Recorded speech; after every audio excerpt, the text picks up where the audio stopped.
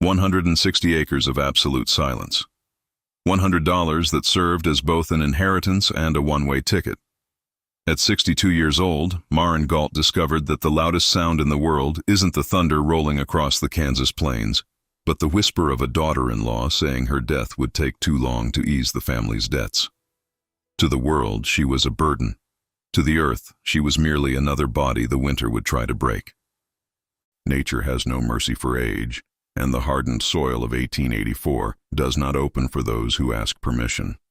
In the West, freedom smells of sweat and damp earth, and the price of an independent life is paid with one's own flesh. Maren didn't go to Kansas to plant wheat. She went to Kansas to keep from being buried alive in her own son's guest room. The year was 1884, but for Maren Gault, time had stopped moving forward 2 years earlier. On the gray autumn afternoon, they lowered her husband Silas into the cold, unyielding Illinois dirt.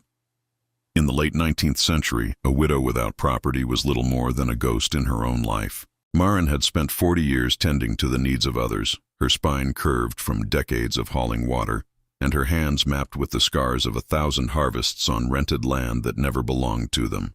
When the estate was settled, she found herself at 62 with nothing but a cedar trunk of memories and exactly $100 stitched into the heavy lining of her corset, a secret hoard she had gathered penny by penny over a lifetime of selling eggs and mending for neighbors. The move to her son Edgar's house in the growing town of Lawrence, Kansas, was framed as an act of Christian grace. But grace has a way of souring when it is dispensed as a duty. Lawrence was a town of ambitious men and whitewashed fences, a place where the dirt of the frontier was being scrubbed away by the polish of the new middle class. Edgar was a man of ledgers and sharp appearances, his soul increasingly reflected in the stiff, bleached collars he wore to his desk job at the railway land office. His wife, Clarice, was a woman whose happiness was measured in the quality of her lace curtains and the social standing of the guests who graced her dining table. In their home, Maren became a shadow that moved between the walls. She was given a narrow, iron-framed bed in a room that sat over the kitchen, where the rising heat carried the smell of lard and the muffled sounds of a family life that no longer required her participation. She was expected to be a decorative relic, the grandmother who sat by the hearth, knitting socks for children who never looked up from their school books to acknowledge her presence. Her grandsons, Arthur and Beatrice, treated her with a polite, freezing indifference. To them, she was an embarrassment, a reminder of the muddy, impoverished roots they were desperate to outrun. When guests arrived, Clarice would often suggest that Maren stay upstairs, citing her frail nerves or a lingering cough that didn't exist, simply to keep her weathered face and calloused hands away from the eyes of the local elite. The weight of her years wasn't felt in her joints, but in the silence that greeted her whenever she spoke. She was a burden that walked, a mouth that needed feeding, an occupant of a room that could have been used for a nursery or a study. The realization didn't come as a sudden blow, but as a slow, agonizing erosion. The breaking point arrived on a Tuesday evening in late September. The house was filled with the heavy, sweet scent of roasted pork and the expensive blue smoke of imported tobacco. Maren had been encouraged to take a tray in her room to avoid the evening chill. But as the clock on the mantel struck 10 and the guests finally departed, the house fell into a heavy, artificial quiet. Maren, thirsty and seeking a glass of water, moved quietly toward the stairs. The floorboards, usually loyal, kept her secret as she paused in the darkness of the landing. From the kitchen below, Clarice's voice rose, thin and sharp like a tailor's shears. 20 years, Edgar? She hissed, the sound carrying clearly through the vents. The doctor said she's as healthy as a mule. Her heart is strong, her lungs are clear. We are paying for her tea, her coal, her very existence, while Arthur's tuition looms. Must we wait 2 decades for our life to truly begin? Must every penny we save go toward a room for a woman who does nothing but stare out the window? Edgar's reply was worse than an argument. It was a sigh of weary agreement. She has nowhere else, Clarice. But I know. Believe me, I know. It is a weight we never asked to carry. Maren stood frozen in the dark. In that moment, the woman she had been, the dutiful mother, the grieving widow, withered away. She didn't weep. Tears were a luxury for those who still had a home. Instead, she retreated to her room, her mind suddenly as clear as a winter morning. She looked at her hands in the moonlight, hands that had birthed children, butchered hogs, and buried a husband. They were still strong. They were still hers. The next morning, while the house slept, Maren took her $100 and walked into the center of Lawrence. The town was waking up to a blanket of coal smoke and the distant rhythmic clatter of the Atchison, Topeka, and Santa Fe line. She didn't go to the grocer or the milliner. She went to the land office. The clerk was a young man with a face like unbaked dough. He didn't even look up as she approached the counter. When she told him she wanted to file a claim under the Homestead Act for a plot in the far western reaches of Wallace County, he finally adjusted his spectacles. He saw a silver-haired woman in a faded black dress, her chin set with a terrifying level of resolve. "Ma'am, that's not land," he said, tapping a map where the ink seemed to fade into nothingness. "That's raw, high plains desert.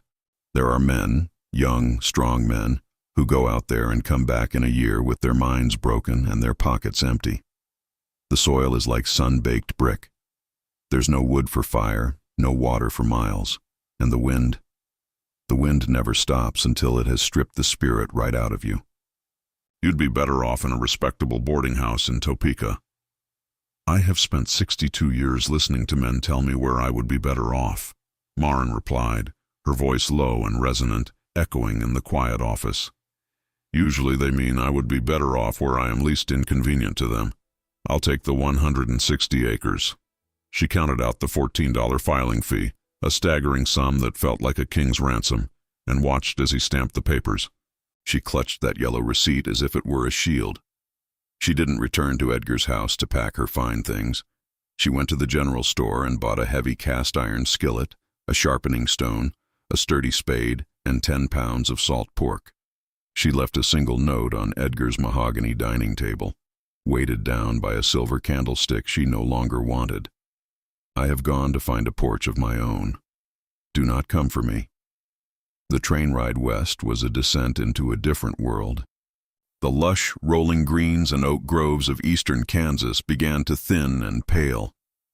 Through the soot-stained window of the crowded passenger car, Maren watched the trees vanish one by one, replaced by a vast, terrifying ocean of buffalo grass that rippled under a sky so large it made her heart ache.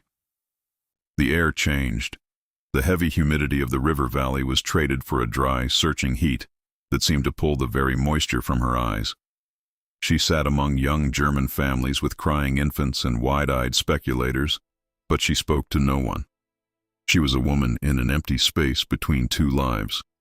Every mile the locomotive chugged westward was a mile of debt repaid to herself. She felt the vibration of the tracks in her teeth, a constant industrial reminder that there was no turning back. By the time the train wheezed to a halt at a sun-bleached siding that served as the Wallace County station, the sun was a bruising purple over the horizon. Maren stepped down onto the platform, and the wind hit her like a physical blow. It was a hot, relentless gale that carried the scent of dust and ancient parched earth. There were no buildings here, only a small shack for the telegraph and a few piles of lumber. She stood there, her small trunk at her feet, looking out at her 160 acres. It was a flat, featureless expanse of gray and gold, stretching toward a horizon that seemed to offer no shelter and no mercy. For a moment her knees buckled.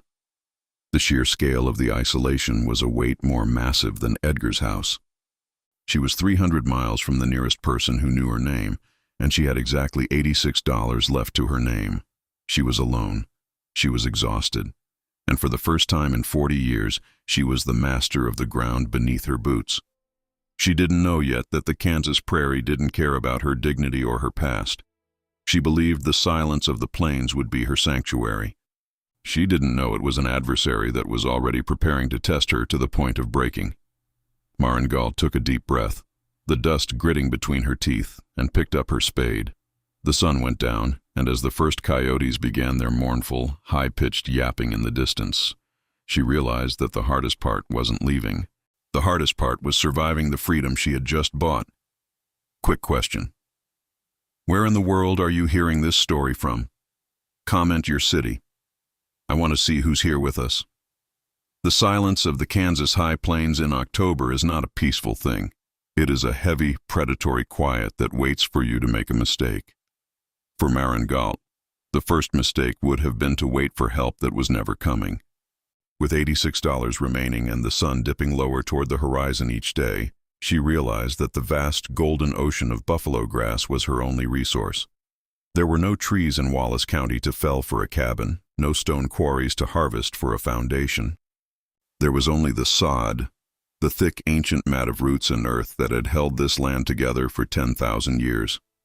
She spent her first 3 nights sleeping under a canvas tarp, leaned against her trunk, clutching a heavy iron fireplace poker she had brought from the city. The wind at night sounded like a freight train, rattling her bones and coating her lungs in a fine alkaline silt. By the 4th morning, her hands, once softened by the dishwater of Lawrence, were a roadmap of broken blisters and raw, weeping skin. But Maren knew that the first frost would not negotiate. Using her heavy spade, she began the brutal labor of breaking the sod. Each brick she cut was 3 feet long and 4 inches thick, weighing nearly 50 pounds. To build even a modest 10 by 12 foot room, she would need to cut, haul, and stack nearly 3,000 of these bricks. It was work meant for teams of oxen and young men with backs of steel. Yet there was Maren, a 62-year-old widow in a tattered wool dress, kneeling in the dirt. The physical pain was a constant companion. Her shoulders burned with a dull, throbbing ache that made sleep impossible, and her knees were permanently stained black by the damp earth. Every time she lifted a heavy slab of turf, she felt the phantom voices of Edgar and Clarice whispering that she was a fool, that she should have stayed in the corner where she belonged. She used those voices as fuel. Every brick she laid was a door closing on her old life. By mid-October, the walls had risen to 4 feet.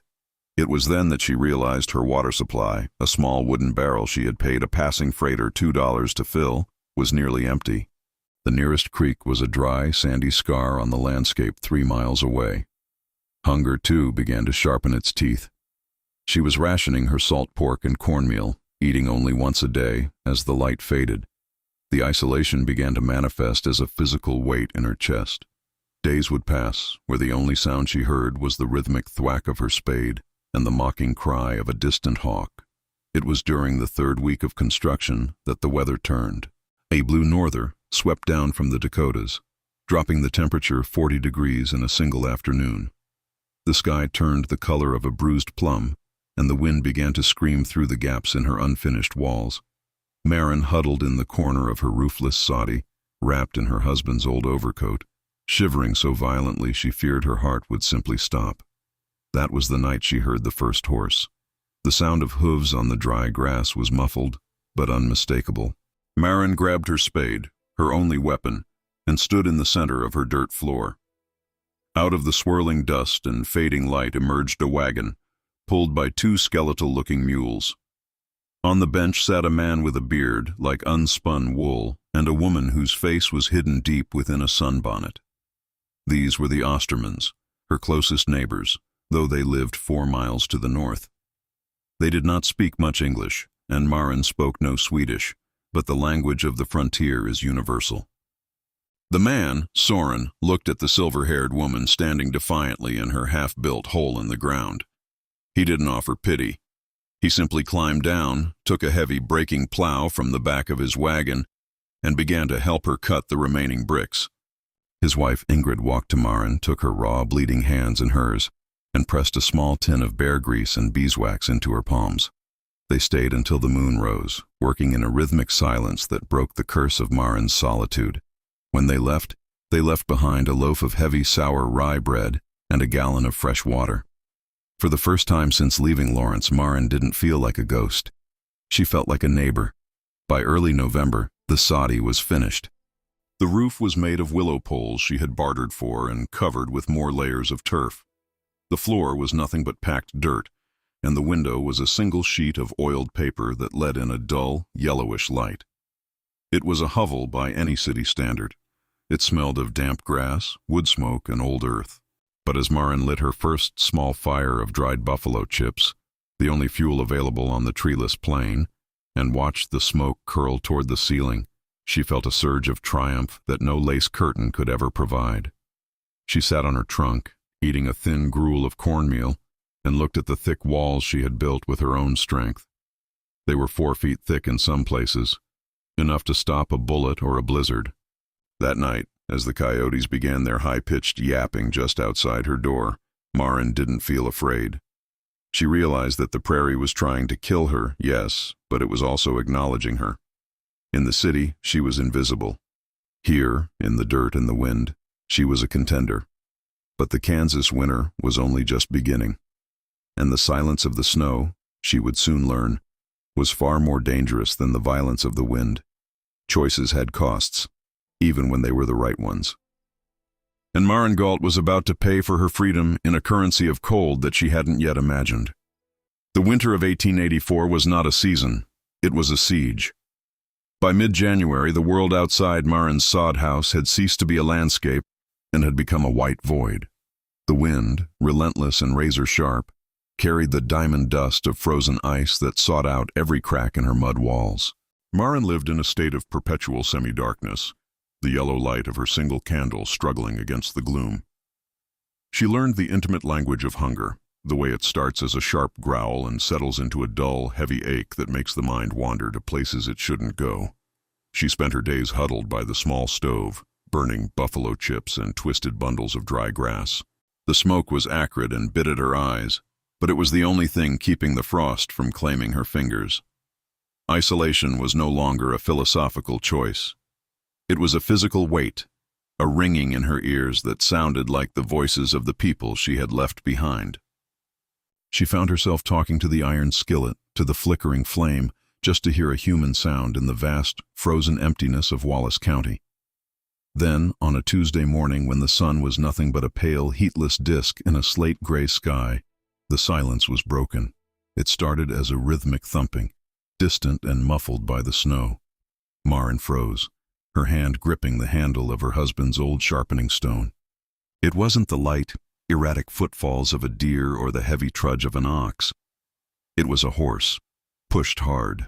Through the small, iced-over pane of oiled paper, she saw a dark shape emerge from the white haze.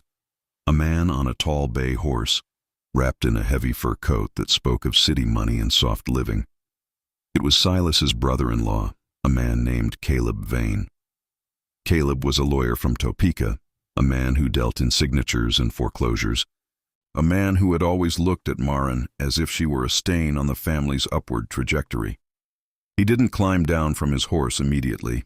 He sat there, looking at the mound of dirt and grass that Maren called a home, his face twisted in a mask of profound disgust. When he finally entered, he didn't remove his hat.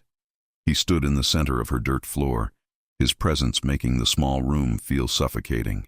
He brought with him the smell of expensive tobacco and the cold, clinical air of a courtroom.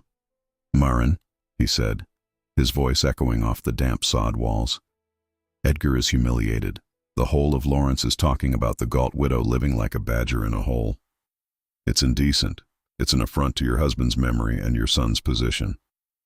Maren didn't offer him tea. She didn't offer him a seat on her trunk. She stood by her stove, her silver hair loose and her face lined with the deep, permanent creases of the frontier. "Edgar's position was bought with my silence for too many years, Caleb. If he's humiliated, it's because he knows why I'm here."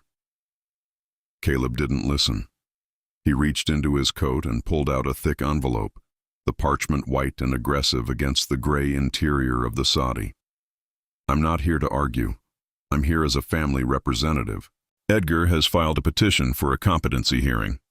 He's claiming that grief and age have clouded your judgment, that no woman of sound mind would choose this squalor over a comfortable home." The air in the room seemed to freeze. A competency hearing.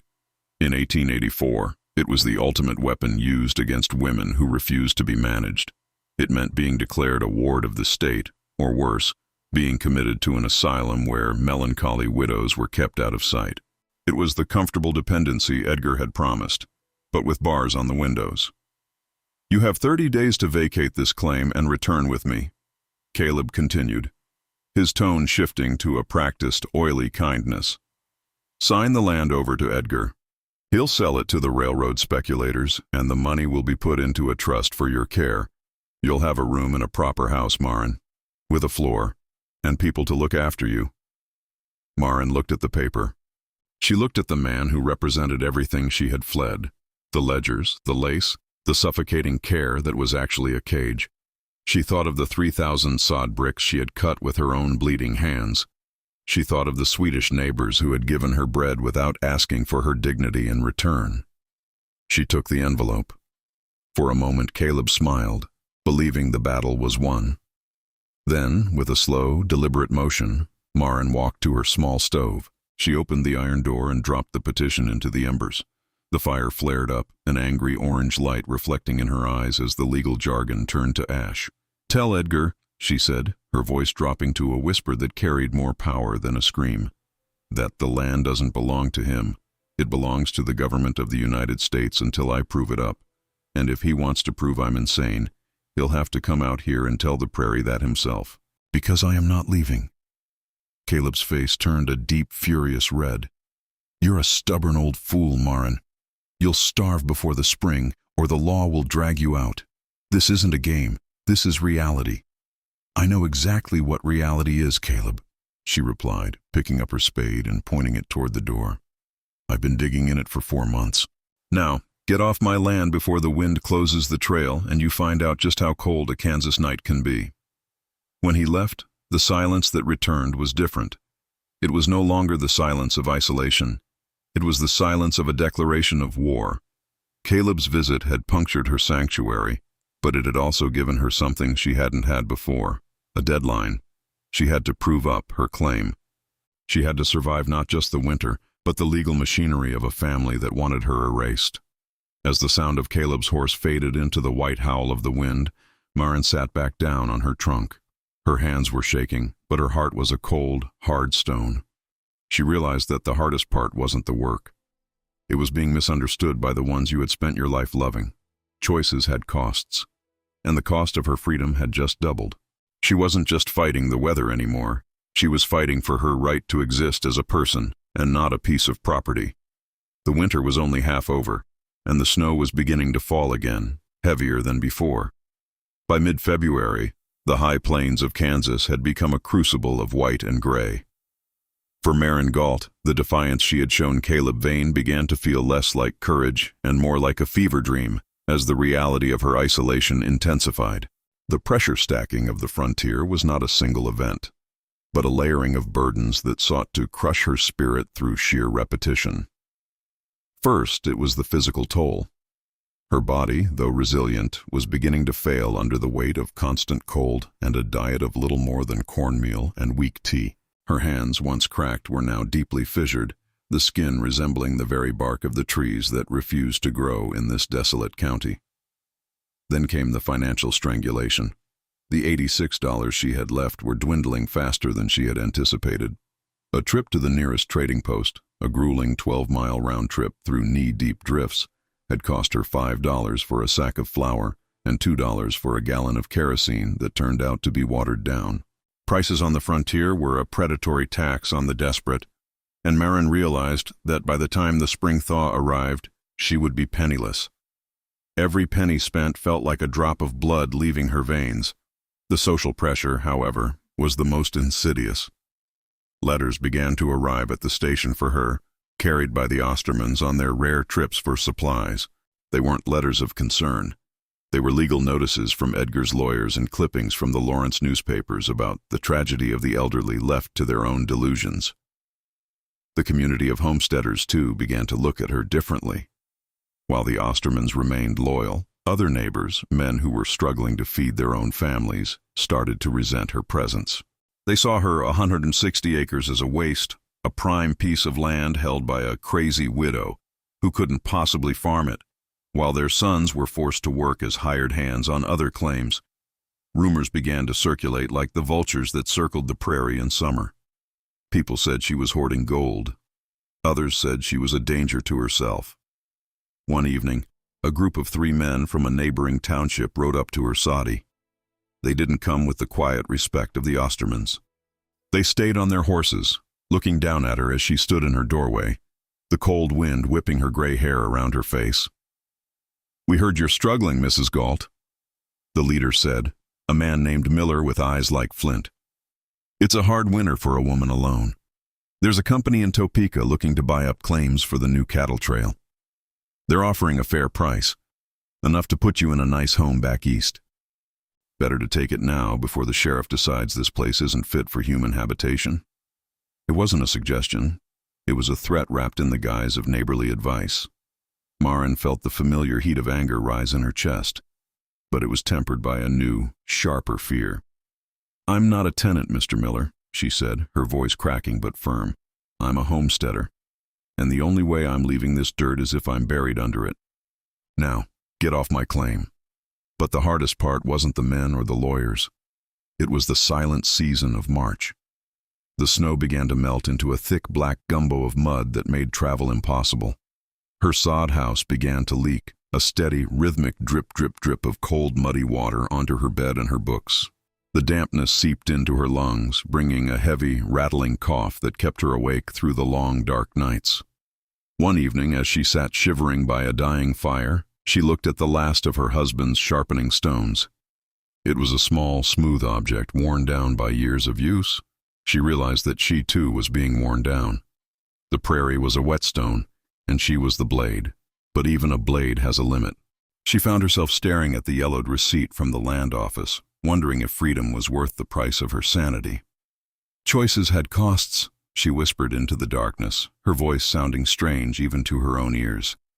Even when they were the right ones. The tension was no longer about whether she would succeed. It was about whether she would survive the wait. The legal deadline for the competency hearing was approaching, and she had no crop in the ground, no money for seed, and a body that felt as if it were made of glass. The world was waiting for her to break. Edgar was waiting. Caleb was waiting. Even the land seemed to be waiting for her to finally lie down and let the grass grow over her. And then, just as the first hints of a cruel, wet April began to appear, the final blow fell. A courier arrived with a formal summons. The hearing was set for May. She had 6 weeks to prove she could maintain a productive homestead or be forcibly removed. Maren Gault looked out at her 160 acres of mud and dead grass. She had no oxen. She had no plow. She had only her spade and a will that was being tested by the very foundations of the earth. The harder part wasn't the work, she realized. It was being misunderstood by a world that believed a woman's value expired the moment she was no longer useful to someone else. The storm was coming, and this time, it wouldn't be made of snow. It would be made of law and judgment. The first week of May arrived not with the gentle bloom of spring, but with a relentless cold rain that turned the Kansas prairie into a graveyard of black mud. For Maren Gault, the deadline was no longer a date on a calendar. It was a ghost sitting at her table. With the competency hearing only days away, the physical reality of her situation was undeniable. She had no oxen to pull a plow, her seed corn was damp and questionable, and the racking cough in her chest had stolen the last of her strength. The breaking point came on a Tuesday evening. Maren was attempting to hand-till a small patch of earth near her soddy, using nothing but her heavy spade and her bare, trembling hands. It was a futile effort, a woman trying to do the work of a team of beasts. As the spade hit a hidden limestone rock, the jar sent a shock through her thin arms and she collapsed into the mud. She lay there for a long time, the rain soaking into her gray hair, the smell of wet earth filling her lungs. For the first time, the voices of Edgar and Clarice didn't sound like enemies. They sounded like a prophecy. "You are a 62-year-old widow in a hole in the ground. Give up. Come home to the corner we built for you." She wept then. Not the soft tears of a victim, but the harsh, jagged sobs of a woman who had fought the entire world and was finally losing. She was ready to sign the papers. She was ready to be invisible again. But the prairie, which had tried so hard to break her, offered a different kind of mercy. Through the rain, she heard the heavy, rhythmic splash of hooves and the creak of a wooden yoke. She looked up to see the Ostermans and 2 other families, people she had barely spoken to, but who had watched her all winter. They didn't come with pity. They came with 2 teams of oxen and a heavy breaking plow. Behind them rode Nettie Quill, the schoolteacher homesteader, carrying a satchel of legal papers. "The hearing is in 3 days, Maren," Nettie said, helping her up from the mud. But a judge cannot declare a woman incompetent if she has 10 acres of broken ground and a community of witnesses to her labor. We aren't here for charity. We're here because if they can take your land for being old, they can take ours for being poor. Now stand back. In 3 days of frantic communal labor, the crazy widow's claim was transformed. The ground was turned, the seed was sowed, and when Caleb Vane arrived with the sheriff and the legal summons, he didn't find a broken woman in a hovel. He found Maren Gault standing on her own porch, a small, sturdy wooden addition the neighbors had helped her frame, looking out over a field of promise. Behind her stood the Ostermans, the Quills, and 6 other homesteaders. The hearing in the small, dusty courtroom in Wallace County lasted less than an hour. The judge, a man who knew the difference between madness and grit, looked at the calloused hands of Maren Gault and the testimony of her neighbors. He looked at Edgar, who sat in his polished suit, looking increasingly small in a room full of people who smelled of sweat and soil. The petition was dismissed. Maren didn't return to Lawrence to gloat. She returned to her 160 acres. The following years were not easy. The sun scorched her crops, and the loneliness never truly vanished. But she was no longer a weight to be carried. She was a woman who had proven her own worth to the only judge that mattered, the land. When Maren Gault passed away 10 years later, she did so in her own bed, under a roof she had built, looking out at a horizon she had claimed. She left the land not to Edgar but to Silas, the grandson who had loved her stories, with a note that read, "Never let them tell you that a comfortable cage is better than the wind. Sometimes the bravest thing is choosing difficult freedom over comfortable constraint." Maren Gault was a ghost in the city, but she became a legend in the dirt. Her story reminds us that dignity has no expiration date, and that the final chapters of a life can be the ones where the real history is written. Have you ever chosen a difficult path just to prove you still owned your own soul? Share your story in the comments.